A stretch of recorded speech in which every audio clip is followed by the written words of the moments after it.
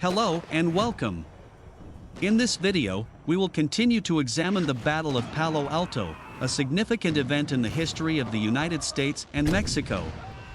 The Battle of Palo Alto was fought on May 8, 1846, between the Mexican and United States armies. It was the first major battle of the Mexican-American War. The Battle of Palo Alto took place near the modern city of Brownsville, Texas, just north of the Rio Grande.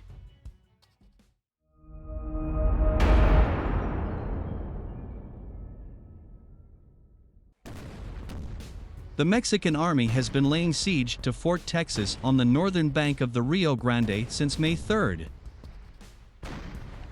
The U.S. Army of Occupation's commander, General Zachary Taylor, was determined to break the siege of Fort Texas and defeat the Mexican army at all costs. General Mariano Arista, leading the Mexican Army of the North, was blocking the road to Fort Texas. Arista's goal was to defeat Taylor and expel the invading Americans from the disputed area.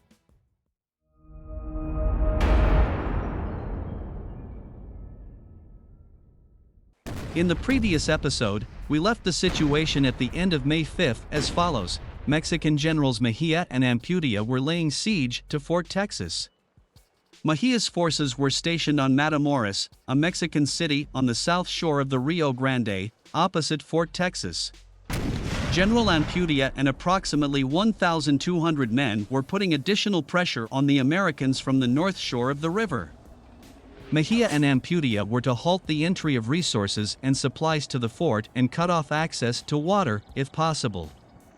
More importantly, their forces were to sever all communications between the Americans in the fort and the rest of their American Army of Occupation.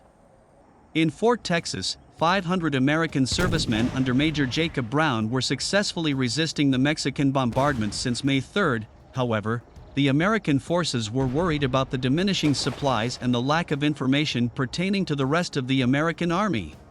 General Zachary Taylor and the majority of the American Army of Occupation were at Port Isabel, a small town located 27 miles, or 44 kilometers, from Fort Texas. Taylor had been there since May 2nd, waiting for the arrival of reinforcements and strengthening the defenses of Port Isabel. Port Isabel was the main supply depot for the American Army in the region. On May 5th, Mariano Arista, the commander of the Mexican Army of the North, moved his forces from Palo Alto to a watering hole known as Tanks of Ramirino. Arista considered the tanks' position a better option to intercept Taylor in case the Americans were to take a newly discovered route to reach Fort Texas.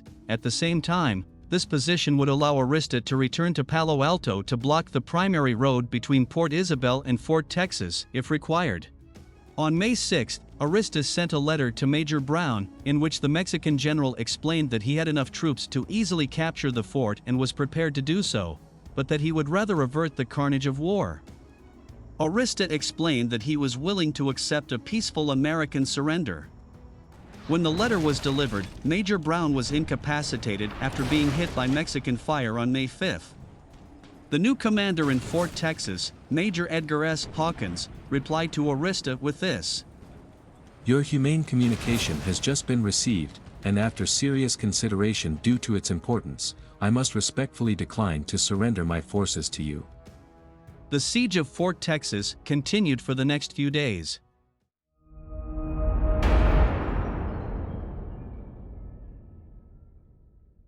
On the night of May 6, Arista received unconfirmed information stating that Taylor was about to commence his long-awaited advance at any moment. Arista sent an order to Ampudia to get ready for a quick return to Palo Alto, should the rumors of U.S. activity prove true. Ampudia prepared the 4th Infantry Regiment and the volunteer companies so that they would be ready to march at a moment's notice. The rumors Arista heard were right.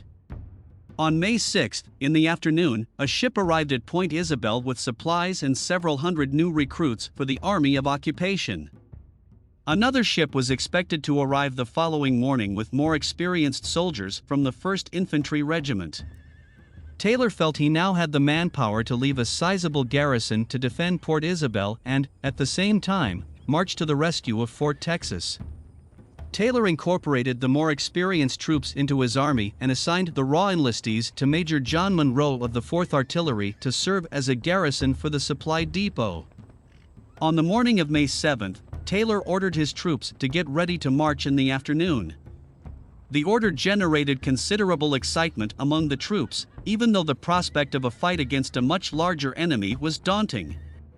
That afternoon, Taylor and his troops departed Fort Isabel, followed by about 270 wagons transporting supplies and ammunition.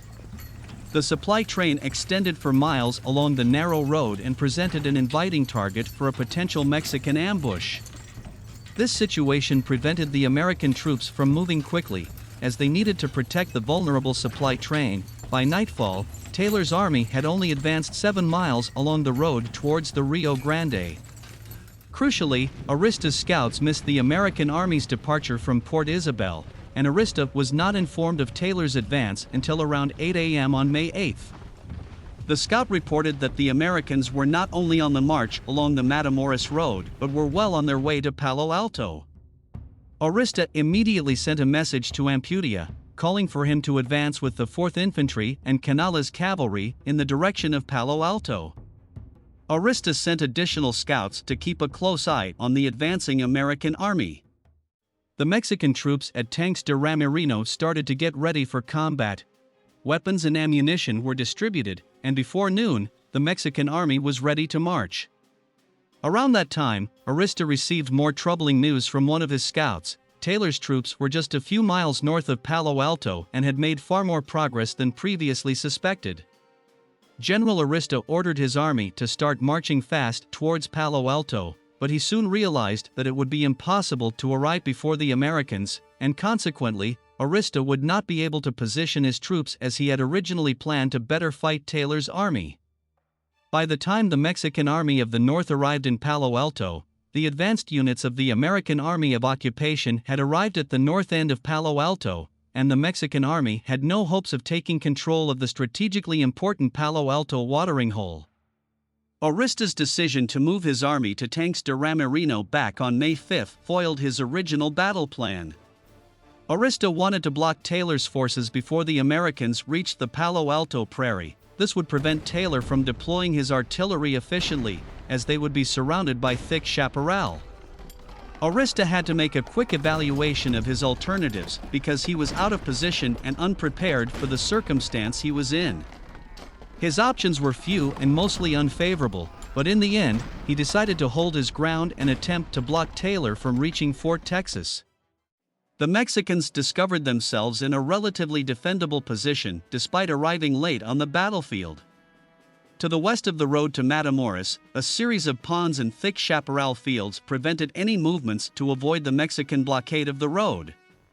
To the east, there was nothing but grasslands. Any movement in that direction would leave the American Army's flank vulnerable to Arista's forces.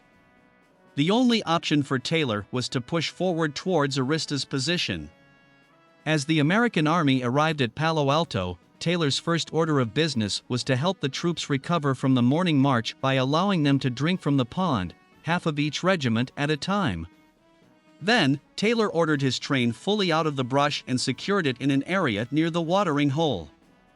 Only then did he pull his men out of their columns and begin to deploy them in battle formation. Surprisingly, Arista did not order his artillery to get close and fire at the Americans while they were forming their battle line. Arista could have easily overwhelmed them as they deployed. General Ampudia, with the 4th Infantry Regiment and some light cavalry, arrived from his position at Fort Texas to Palo Alto between 2 o'clock and 2:30. By 2:30 p.m., both armies were almost fully deployed on the field, with their lines facing each other from east to west, with the Mexican Army blocking the road to Matamoros.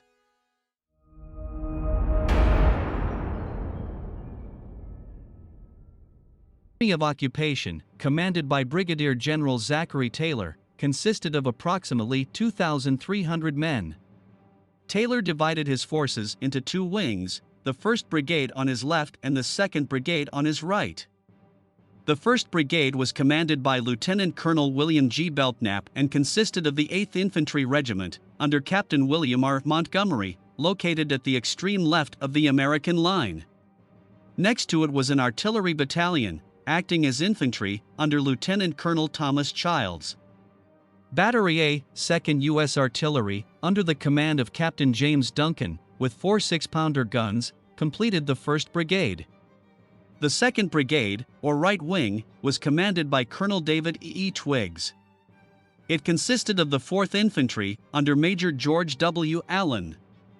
The heavy artillery battery of 2 18-pounder siege guns was commanded by Lieutenant William H. Churchill. Next to it was Captain Lewis M. Morris with the 3rd Infantry Regiment. Battery C of the 3rd U.S. Artillery, with 4 light artillery pieces, was under the orders of Samuel Ringgold. The 5th Infantry Regiment, under the command of Lieutenant Colonel James S. McIntosh, was at the extreme right of the 2nd Brigade. Dragoons companies were commanded by Captains Charles May and Croghan Kerr. They were located at the rear to cover the supply wagons. Taylor positioned the wagon train at the back of the American line. Additionally, Captain Walker's mounted Texas Rangers, numbering 25 men, performed right flank picket duty west of the road and within the mesquite thicket.